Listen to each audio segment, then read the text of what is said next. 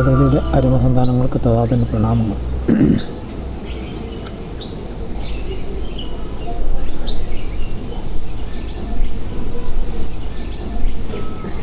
ഈ കാലഘട്ടങ്ങളിൽ പ്രപഞ്ചത്തിൻ്റെ പരിണാമവും മനുഷ്യബോധത്തിൻ്റെ വികസനവും സംഭവിക്കേണ്ട കാലഘട്ടങ്ങളാണ് ഈ കാലം. ആ മനുഷ്യബോധത്തിൻ്റെ പരിണാമത്തിലൂടെ കടന്നു വരാൻ വേണ്ടി കാലം ധർമ്മത്തെ ലോകത്തെ പ്രസരിപ്പിക്കാനും പോഷിപ്പിക്കാനും വേണ്ടി കാലം നൽകിയ പ്രവർത്തനങ്ങളാണ്. അതായത് മനുഷ്യൻ ധർമ്മത്തിൽ നിന്ന് മാറി അധർമ്മത്തിലേക്ക്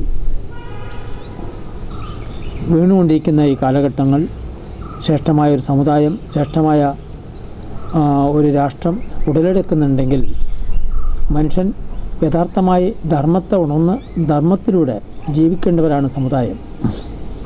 ധർമ്മം പറഞ്ഞാൽ മാരകരോഗങ്ങൾ, അക്രമങ്ങൾ, അനീതികൾ, പ്രകൃതിക്ഷോഭങ്ങൾ, നാശങ്ങൾ വന്നുകൊണ്ടേയിരിക്കുകയാണ്. അങ്ങനെ ഈ കാലഘട്ടങ്ങളിൽ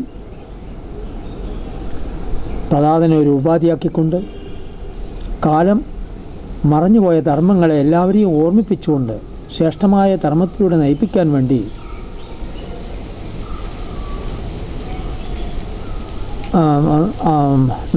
വേണ്ടിയാണ് കാലം തഥാതനെ ഈ ലോകത്തെത്തിച്ചിരിക്കുന്നത്. ഈ നാട്ടിൻ്റെയും രാഷ്ട്രത്തിൻ്റെയും സമുദായത്തിൻ്റെയും ശ്രേയസ് യുവതലമുറകളിൽ നിന്ന് വളർന്നു വരേണ്ടവരാണ്. അവർ തിരിച്ചറിവും ജ്ഞാനത്തോടു കൂടിയുള്ള ഒരു മാനസികാവസ്ഥ മനുഷ്യൻ വളർത്തിയെടുക്കണം.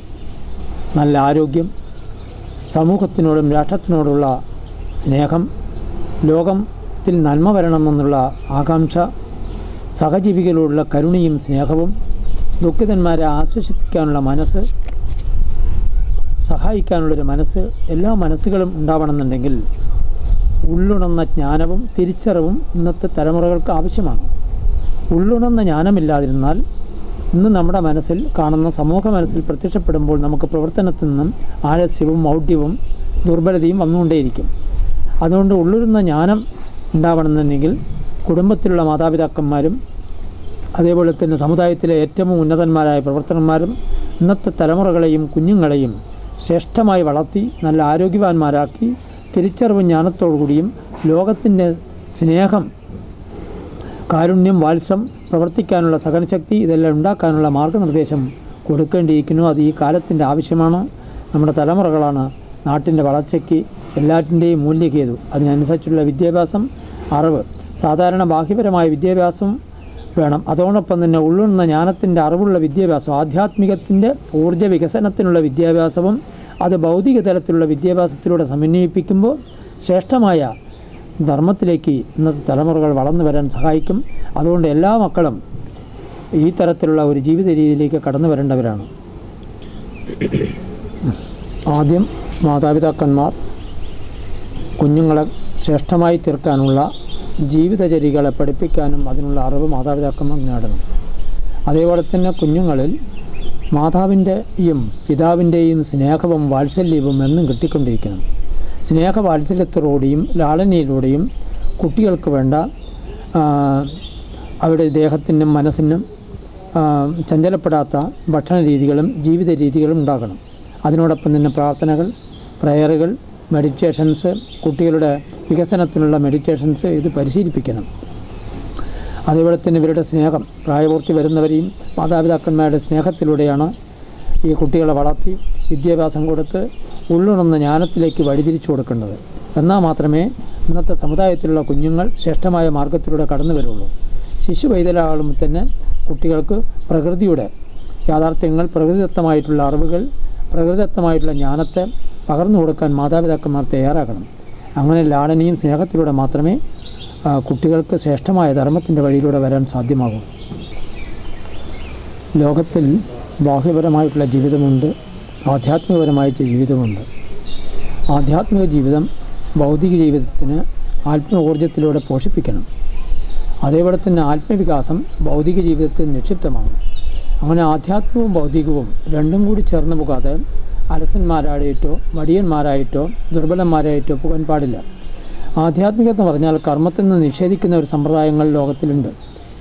കർമ്മനിഷേധമല്ല ആധ്യാത്മികം.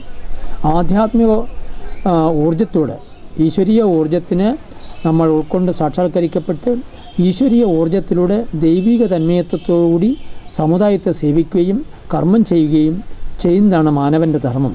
ആ കർമ്മം അവന് കാലം നൽകപ്പെട്ട കടമകളാണ്, കർത്തവ്യങ്ങളാണ്.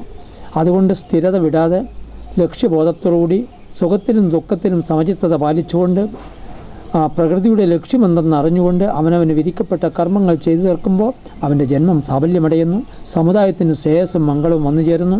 അതേ മുതൽ ലോകരാഷ്ട്രം ഒരു സ്വർഗപ്രപഞ്ചമായി തന്നെ പരിണമിക്കാൻ സാധ്യമാകുന്നു. അതുകൊണ്ട് ഇന്നത്തെ എല്ലാവരും ഭൗതികത്തിൽ ആധ്യാത്മികവും ആധ്യാത്മികത്തിൽ ഭൗതികത്തിലുള്ള വികാസത്തോടു കൂടിയിട്ട് കർമ്മം ചെയ്യാൻ എല്ലാവരും തയ്യാറായിരിക്കണം. തഥാത്തിൻ്റെ പ്രവർത്തനത്തിന് മുഖ്യ പങ്ക് വഹിക്കുന്നത് മൺമറഞ്ഞുപോയ ധർമ്മങ്ങളെ ലോകത്തിലേക്ക് പുനർജനിപ്പിക്കുക, ഉയർത്തെഴുന്നേൽപ്പിക്കുക. കാരണം ധർമ്മം മറഞ്ഞ് അധർമ്മത്തിൻ്റെ തീഷ്ണതകൾ കൊണ്ട് മനുഷ്യബോധത്തെ മറച്ചിരിക്കുകയാണ്. ഈ കാലഘട്ടങ്ങളിൽ ധർമ്മത്തിനെ ഉയർത്തെഴുന്നേൽപ്പിക്കാൻ വേണ്ടി എൻ്റെ കുട്ടിക്കാലം മുതലുള്ള തപസ് കാലത്തിൻ്റെ പ്രചോദനങ്ങളാണ് ധർമ്മത്തിനെ പ്രചോദിപ്പിക്കാൻ. ആ സനാതന ധർമ്മത്തിനെ ലോകം മുഴുവനും വ്യാപിപ്പിക്കുകയും മനുഷ്യൻ സനാതനധർമ്മത്തിലൂടെ ശ്രേഷ്ഠമായ ഒരു രാഷ്ട്രം ഉടലെടുത്ത് എല്ലാവരെയും ഏകധാരിയിൽ സ്നേഹത്തോടുകൂടി പ്രവർത്തിക്കേണ്ടതാണ് മനുഷ്യൻ. അതിനുവേണ്ടി കാലം ഓരോരോ ഘട്ടങ്ങളായി തഥാതനിലൂടെ പല കർമ്മങ്ങളും ചെയ്യിപ്പിച്ചെങ്കിലും മുഖ്യമായ കർമ്മങ്ങളാണ് ഞാൻ പറയുന്നത്. ഒന്ന്, ധർമ്മം മറഞ്ഞ കാലത്ത് ധർമ്മത്തിനെ ഉയർത്തെഴുന്നേൽപ്പിക്കുവാൻ ആദ്യമായി സ്രഷ്ടാവ് ഇനി വരുന്ന കാലത്തുള്ള ധർമ്മത്തെ ഓർമ്മിപ്പിക്കുകയും ജീവിതത്തിലേക്ക് പ്രായോഗികമാക്കി സാക്ഷാത്കരിക്കപ്പെടുകയും ചെയ്ത് ഒരു വ്യക്തിയുടെ വളർച്ച, കുടുംബത്തിൻ്റെ, സമുദായത്തിൻ്റെ, രാഷ്ട്രത്തിൻ്റെ, വിശ്വത്തിൻ്റെ പോഷണത്തിന് വേണ്ടിയുള്ള ധാർമ്മിക മൂല്യങ്ങളെ പ്രചരിപ്പിക്കാൻ ആദ്യമായി സാരനാഥിൽ ബുദ്ധൻ ധർമ്മത്തെ പ്രചരിപ്പിച്ച ആ കേന്ദ്രത്തിൽ ആദ്യമായി ധർമ്മസൂത്രം എന്നറിയപ്പെടുന്ന മന്ത്രങ്ങളിലൂടെ ആ ധർമ്മത്തിനെ പ്രചരിപ്പിക്കുകയാണ്. ആ ധർമ്മത്തിന് മുഖ്യമായത് പ്രകൃതി എന്തിനു വേണ്ടി ഈ മനുഷ്യനെ ലോകത്ത് ജനിപ്പിച്ചുവോ ആ ജനിപ്പിച്ചതിൻ്റേതായ യാഥാർത്ഥ്യം അറിഞ്ഞുകൊണ്ട് സ്വധർമ്മം ആചരിക്കാനുള്ള മാർഗങ്ങളും അതിന് പ്രതിബന്ധമായി നിൽക്കുന്നതിന് നിഷ്കാസനം ചെയ്യുന്നതിനുള്ള ജീവിത ദർശനങ്ങളും ആത്മവികാസനത്തിനുള്ള വികാസത്തിൻ്റെ മാർഗങ്ങളും ഭൗതികവും ആധ്യാത്മികവും രണ്ടും കൂടി ചേർത്തുകൊണ്ട് ലോകജീവിതത്തിന് ശ്രേഷ്ഠമായി തീർക്കുന്ന മാർഗങ്ങളും ഉപദേശിച്ചു. അതിനുശേഷം ഇന്നത്തെ അന്ധകാരത്തിൽ അകപ്പെട്ട പ്രപഞ്ചത്തിനെ അതിന് അതിക്രമിക്കാൻ, അതിനെ മറികടക്കാൻ വേണ്ടി ധർമ്മസൂയ മഹായാഗം, അതായത് പൂർവ്വ ഋഷികൾ കണ്ടെത്തി സമുദായത്തിന് ധർമ്മം മറഞ്ഞ അധർമ്മങ്ങൾ തീഷ്ണമാകുന്ന കാലത്തുള്ള യജ്ഞങ്ങളെല്ലാം നടത്തി ധർമ്മത്തിനെ ഉയർത്തെഴുന്നേൽപ്പിക്കാനുള്ള ഇതും തമസിനെ മേദിപ്പിക്കാനുള്ള ധർമ്മസൂയ മഹായാഗം പൂർവ്വ ഋഷികൾ കണ്ടെത്തിയിരിക്കുന്നു. ആ യജ്ഞങ്ങൾ നടത്തി അതിനുശേഷം ധാരാളം ജനങ്ങൾക്ക് മാറ്റങ്ങൾ ഉണ്ടാക്കാനും അതിലൂടെ സാധ്യമായി. അതിനുശേഷം ഈ ഭൂമിയിൽ ധർമ്മം മറഞ്ഞ ഈ കാലത്ത് ഭൂമിയിൽ ധർമ്മത്തിനെ പ്രസരിപ്പിക്കാനുള്ള ധർമ്മപീഠം എന്നുള്ളൊരു കേന്ദ്രം ആരംഭം കുറിച്ചു. അതും കാലത്തിൻ്റെ നിയോഗമായിരുന്നു. ആ ധർമ്മത്തിനെ ഭൂമിയിൽ പ്രതിഷ്ഠപ്പെടുകയും പ്രതിഷ്ഠിച്ച ആ കേന്ദ്രത്തിൽ നിന്ന് പ്രപഞ്ചത്തിലുള്ള ശ്രേഷ്ഠമായ ധർമ്മത്തിനെ അത് ആഗിരണം ചെയ്തെടുത്ത് ലോകത്തിലെ പ്രസരിപ്പിക്കുകയും ചെയ്യുന്ന ഒരു കേന്ദ്രങ്ങളും ഇവിടെ ഉടൻപിടിച്ചു. അതിനുശേഷം പല രാജ്യങ്ങളിലും എല്ലാവരും ധർമ്മത്തെ മറഞ്ഞവർക്ക് ധർമ്മത്തെ ഓർമ്മിപ്പിക്കുകയും അവരുടെ നാട്ടിൻ്റെ സംസ്കാരങ്ങൾക്കനുസരിച്ച് ധർമ്മത്തിനെ പ്രവചിച്ച് സമുദായത്തിനെ ശ്രേഷ്ഠമാക്കി തീർക്കാനുള്ള ഒരു ജീവിത ദർശനവും പഠിപ്പിച്ചു. അതേപോലെ തന്നെ ബ്രഹ്മചാരികളെയും ഗൃഹസ്ഥന്മാരെയും അവർക്ക് വേണ്ട മാർഗനിർദ്ദേശങ്ങൾ കൊടുത്ത് ശ്രേഷ്ഠമായൊരു സമുദായം ഇവിടെ ഉടലെടുക്കാനുള്ള പ്രവർത്തനങ്ങളാണ് തഥാതനിലൂടെ കാലം നിർവഹിച്ചുകൊണ്ടിരിക്കുന്നത്. വിശ്വശാന്തി യജ്ഞം എന്ന് പറയുന്നത് നമ്മുടെ പൂർവ്വ ഋഷീശ്വരന്മാർ ലോകത്തിന് നൽകപ്പെട്ട ഏറ്റവും വലിയ കാരുണ്യമാണ്. അതായത് ഇന്ന് ബോധം മറഞ്ഞ കാലം, പ്രകൃതിക്ഷോഭങ്ങളും നാശങ്ങളും വന്നുകൊണ്ടിരിക്കുന്ന കാലഘട്ടങ്ങളിൽ അന്തരീക്ഷം മുഴുവനും മനുഷ്യ മനസ്സിൻ്റെ ധർമ്മബുദ്ധിയില്ലാത്ത ഭീകരതകൾ പ്രത്യക്ഷപ്പെട്ട് അന്ധകാരത്തിൽ മുഴുകിയ ഈ സമുദായം അന്ധകാരത്തിനെ ഭേദിപ്പിച്ചുകൊണ്ട് ഈശ്വരീയ ഊർജത്തിനെ പ്രവഹിപ്പിച്ച് വിശ്വം ഇതിൻ്റെ രൗദ്രതയെ ശാന്തമാക്കാനുള്ള ഒരു വേദിക റിച്വൽസാണ് വിശ്വശാന്തി യജ്ഞം. അതിൽ ഏവർക്കും വരികയും ഒന്നിച്ചേർന്ന് യജ്ഞത്തിൽ പങ്കെടുക്കുകയും കൂട്ടായ്മയായ പ്രാർത്ഥനകളും നാട്ടിൻ്റെ ഏറ്റവും വലിയ ശുഭസങ്കല്പങ്ങളോടുകൂടി നാട്ടിൻ്റെ ശ്രേയസ്സിന് വേണ്ടി പ്രപഞ്ചം ധർമ്മയുഗം സത്യമായി തീരാൻ വേണ്ടിയുള്ള പ്രാർത്ഥനകളും ഈ വിശ്വശാന്തി യജ്ഞത്തിൽ നടത്തപ്പെടും. അതുകൊണ്ട് ഏവർക്കും, കുട്ടികൾ തൊട്ട് എല്ലാവർക്കും അതിൽ വന്ന് പങ്കെടുത്ത് നമ്മുടെ ലോകത്തിന് വേണ്ടി നമുക്ക് പ്രാർത്ഥിക്കാം. അതിനുവേണ്ടിയാണ് വിശ്വശാന്തി യജ്ഞം നടത്താൻ പോകുന്നത്.